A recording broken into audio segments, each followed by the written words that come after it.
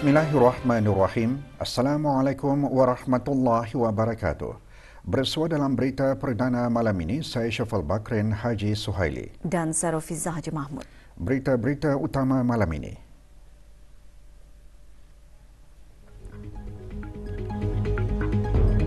Kebawah Duli Yang Maha Mulia Paduka Seri Baginda Sultan dan Yang di-Pertuan Negara Brunei Darussalam bertitah menyeru masyarakat antarabangsa dan Majlis Keselamatan PBB untuk memudah cara usaha ke arah mencapai keamanan yang menyeluruh, adil dan berkekalan di Timur Tengah.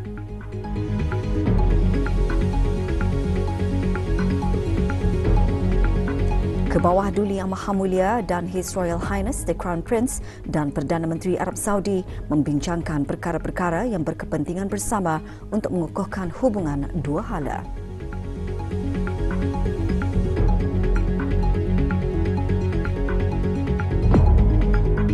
Kebawah Duli Yang Maha Mulia berangkat meninggalkan Riyadh setelah menghadiri sidang kemuncak ASEAN GCC.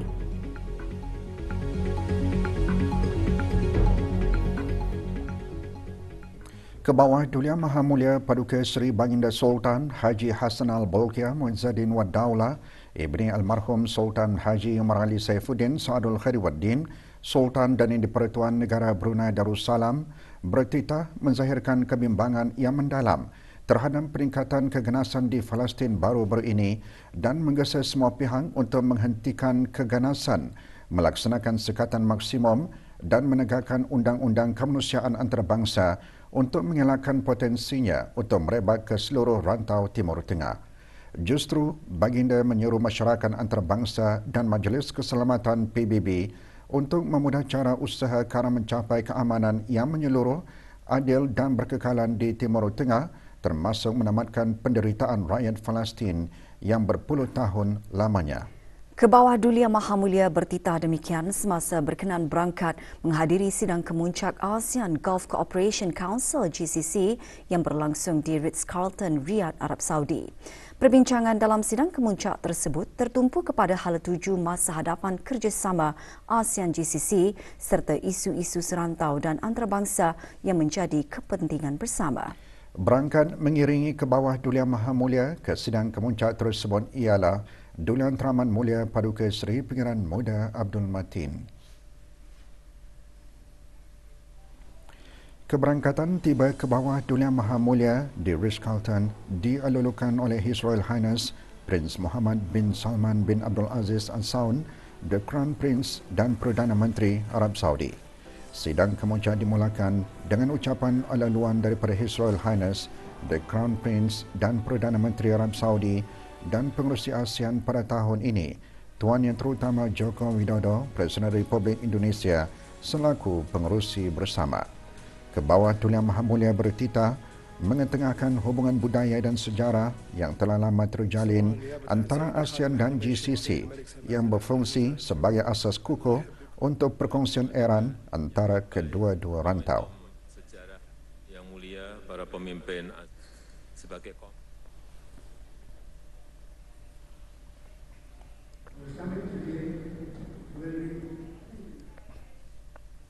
Sebagai anggota masyarakat global yang bertanggungjawab, Kebawah Duli Yang Maha Mulia menekankan kepentingan untuk bersama menangani cabaran-cabaran seperti perubahan iklim dan berharap untuk bekerjasama terutamanya melalui Pusat Perubahan Iklim ASEAN untuk mencari strategi inovatif dan jangka panjang bagi rantau ini. Dalam hal ini, Baginda menghargai hasran Kerajaan Arab Saudi untuk menandatangani memorandum persefahaman dengan Pusat Perubahan Iklim ASEAN dan mengucapkan tahniah kepada UAE atas peranannya sebagai pemimpin pada persidangan parti-parti UNFCCC ke-28 yang akan datang dan dalam mengeluarkan laporan Global Stocktake yang pertama. Pada penghujung sidang kemuncak, ketua-ketua negara kerajaan ASEAN dan GCC mengeluarkan joint statement of the Summit of the Association of Southeast Asian Nations, ASEAN and the Gulf Cooperation Council, GCC, dan ASEAN GCC Statement on the Development in Gaza. Di samping itu, ASEAN Gulf Cooperation Council Framework of Cooperation 2024 to 2028 telah diambil maklum.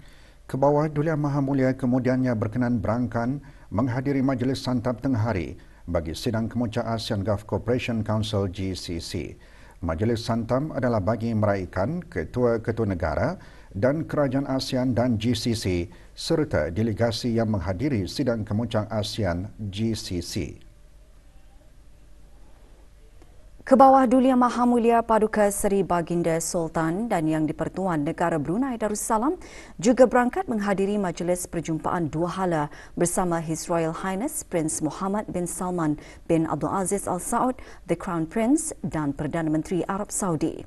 Berangkat mengiringi Kebawah Duli Yang Maha Mulia ialah Duli Yang Teramat Mulia Paduka Seri Pengiran Muda Abdul Matin. Majlis tersebut berlangsung di Ritz-Carlton. Semasa majlis perjumpaan, Kebawah Duli Yang Maha Mulia dan His Royal Highness The Crown Prince dan Perdana Menteri Arab Saudi membincangkan perkara-perkara yang berkepentingan bersama untuk mengukuhkan hubungan dua hala antara negara Brunei Darussalam dan Kerajaan Arab Saudi termasuk ekonomi, pelaburan dan perdagangan.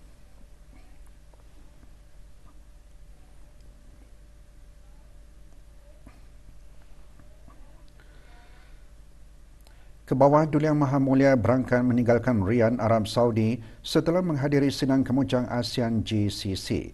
Berada di lapangan terbang antarabangsa King Khalid bagi menyembahkan selamat berangkat, Tuan Yang Terutama Datuk Seri Setia Haji Awang Yusof bin Haji Awang Ismail, Duta Besar Istimewa dan Mutlak Negara Brunei Darussalam ke Kerajaan Arab Saudi.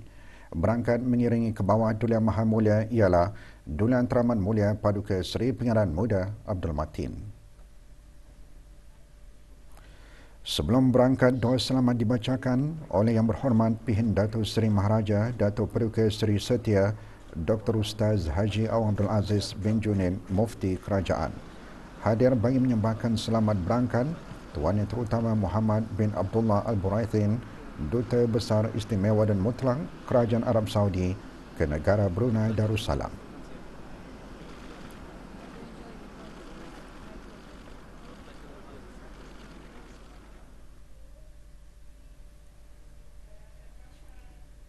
Lawatan rombongan Ahli Majlis Mesyuarat Negara ke BDMD bertujuan meningkatkan pengetahuan mengenai fungsi dan peranan jabatan berkenaan. Ikuti bahan beritanya selepas ini.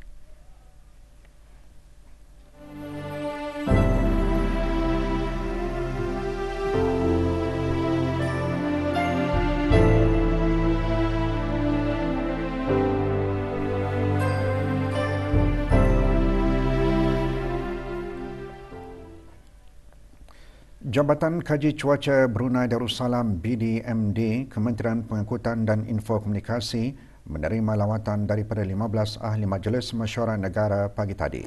Lawatan bertujuan mengetahui lebih lanjut mengenai fungsi dan peranan BDMD dalam menyediakan khidmat dan maklumat cuaca serta melihat secara dekat sistem-sistem kaji cuaca di jabatan berkenaan sebagai persediaan bagi Majlis Mesyuarat Negara yang akan datang.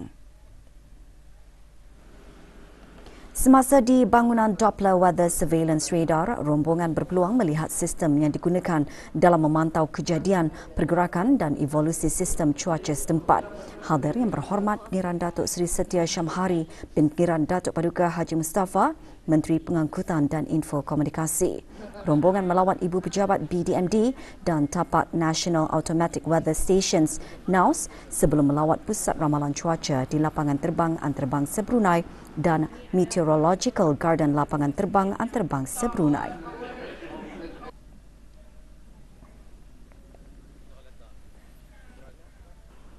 Komitmen dan sumbangan berterusan Pusat Serantau TVET Simea Voktaing terhadap peningkatan pendidikan teknik dan pembangunan kemahiran para guru di seluruh Asia Tenggara mendapat pengiktirafan dengan anugerah rakan kongsi cemerlang daripada Institut Pendidikan Teknikal Perkhidmatan Pendidikan ITEES Singapura.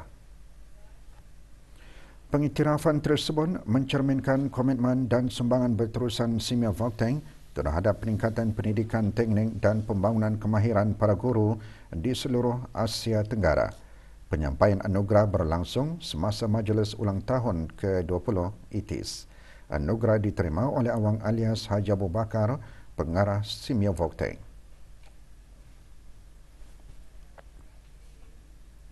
Beberapa kawasan di Sungai Brunei menjadi tumpuan inisiatif memupuk kesedaran orang ramai akan kepentingan menjaga kebersihan dalam kalangan belia bagi membersihkan sampah di kawasan kampung air. Kempen kebersihan Sungai Brunei dianjurkan pagi tadi oleh Green Brunei dan Kesatuan Eropah EU sempena Minggu Hijau Diplomasi EU-ASEAN. Lebih 100 orang menyertai kempen dan menurut pengasas bersama Green Brunei, kempen seumpamanya juga dilaksanakan di beberapa negara ASEAN dan menggalakkan orang ramai serta agensi-agensi di negara ini untuk turut sama dalam menjalankan inisiatif tersebut.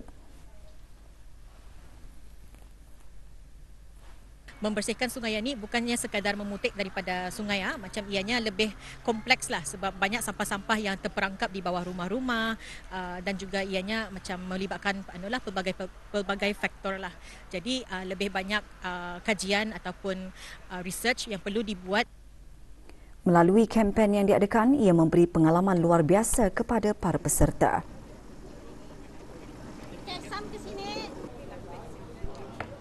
I joined here because of I want to gain more experience to clean the kampung air. Kan merasailah macam mana rasanya kan melibatkan diri dalam membersihkan Sungai Brunei. Dianggarkan lebih 500 ahli pengakam dari dalam dan luar negara menyertai Jambore Nasional ke-5 Persekutuan Pengakam Negara Brunei Darussalam PPNBD.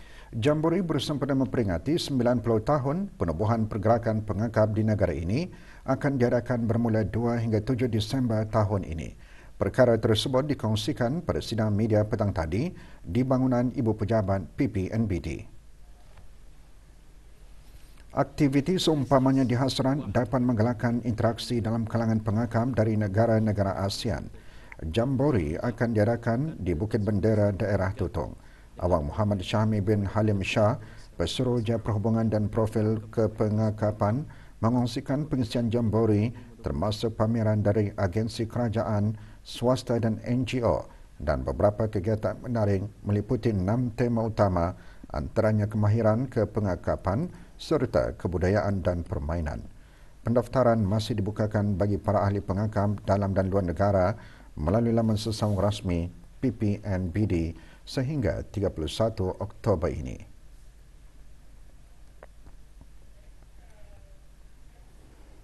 Bagi menghargai dan meraihkan pencapaian cemerlang murid-murid Sekolah Ugama Daerah Tutong dalam peperiksaan sijil Sekolah-Sekolah Rendah Ugama SSSRU tahun 2022, petang tadi berlangsungnya majlis penyampaian hadiah.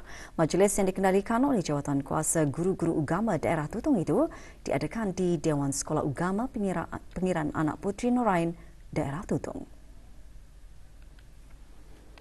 18 orang murid cemerlang yang telah mendapat keputusan pangkat 1 agregat 5 dari sekolah-sekolah ugama daerah Tutong menerima sijil dan hadiah penghargaan. Majlis yang merupakan acara tahunan itu diselajurkan dengan penyampaian hadiah penghargaan kepada murid yang mendapat keputusan terbaik keseluruhan, penyampaian sijil penghargaan kepada 7 buah sekolah ugama daerah berkenaan yang mencapai 100% lulus serta penyampaian hadiah penghargaan bagi sekolah yang mendapat keputusan terbaik keseluruhan dalam peperiksaan SSSRU 2022. Bagi mendukung pelan tindakan keluarga melalui jawatan kuasa khas Institusi Keluarga Wanita dan Kanak-kanak, Jabatan Hal Ehwal Masjid melalui bahagian Hal Ehwal Muslimah mengadakan tazkirah bertajuk Peranan Ibu Bapa dalam Pembentukan Syahsiah Anak-anak. Diungkapkan dengan kerjasama Jawatan Kuasa Takmir Masjid Kampung Batu Apoi, Daerah Temburong, acara diadakan di masjid berkenaan pagi tadi. Acara dihadiri oleh para muslimah masjid dari daerah Temburong dan Masjid Kampung Pelambayan. Acara bertujuan memberi kefahaman akan kepentingan membentuk kepribadian anak-anak dan keluarga dalam membina keluarga yang bahagia dan aman tenteram serta berkasih sayang. Katanya harus membimbingkan anak-anak petani dari damit hingga dewasa. Jual lagi anak petani itu jangan dibeza-bezakan, walaupun petani banyak anak. Macam pisang setandan, indah nyorang, indah semuanya baik. Ada yang ani, ada rezeki ani, ada yang kelulusannya ani, ada yang macam jangan dibeza-bezakan anak-anak. Masing-masing ada peranannya. Berarti perisian yang sangat baik, iaitu merupakan satu perkara untuk parenting skill bagi pasangan suami isteri. Di antara perisiannya ialah bagaimana untuk panduan memberi nafkah, bimbingan dan pendidikan mengikut Islam. Jadi ini adalah berguna untuk kehidupan dunia dan ukhrawi. Berikutan insiden kebakaran petang kemarin yang menjejaskan beberapa perkhidmatan di cawangan Jabatan Pengangkutan Darat JPD Kuala Belait, semua perkhidmatan di cawangan berkenaan dipindah sementara dan beroperasi di Pejabat Cawangan JPD Mumong, daerah Belait hari ini, 21 Oktober 2023. Bagi ujian praktikal memandu dan ujian undang-undang Kod Jalan Raya dan urusan pengambilan dokumen yang telah dijadualkan hari ini dan hari-hari berikutnya adalah ditangguhkan buat sementara bagi urusan pengemas kinian. Maklumat lanjut hubungi JPD semasa waktu pejabat melalui WhatsApp 7181-641 atau email info.ltd@jpd.gov.pn, laman sesawang www.jpd.gov.pn dan Instagram @jpd.pn. 18 orang warga negara asing ditahan kerana dipercayai menyalahi pas imigresen semasa operasi sakan yang dilaksanakan oleh bahagian penguatkuasa Undang-Undang Bandar Seri Begawan dan Cawangan Kuala Belait. Operasi dijalankan di sebuah syarikat perusahaan di Mukim, Syria. Kesemua tahanan dibawa ke bahagian penguatkuasa Undang-Undang Jabatan Imigresen dan Pendaftaran Kebangsaan JIPK bagi siasatan lanjut. Sebarang makluman berhubung dengan persoalan imigresen, bolehlah menghubungi ke talian hotline JIPK di talian 8734-888 atau 8753-888 bagi daerah Brunei dan Muara dan 898-4111 bagi Kuala Belait. Perkembangan kejohanan bola keranjang Piala Lausanne diteruskan lagi semalam dengan dua perlawanan di gelanggang Batu Besuran, Gadong.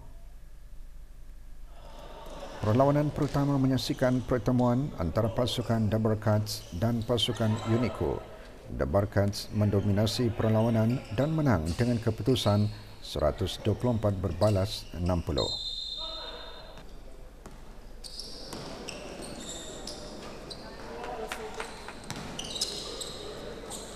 Manakala perlawanan kedua menyaksikan pasukan TK Tea House bertemu pasukan Patriots. Perlawanan agak seimbang dengan kedua-dua pasukan sering berbalas serangan. Namun TK Tea House memenangi perlawanan dengan keputusan 77 berbalas 71.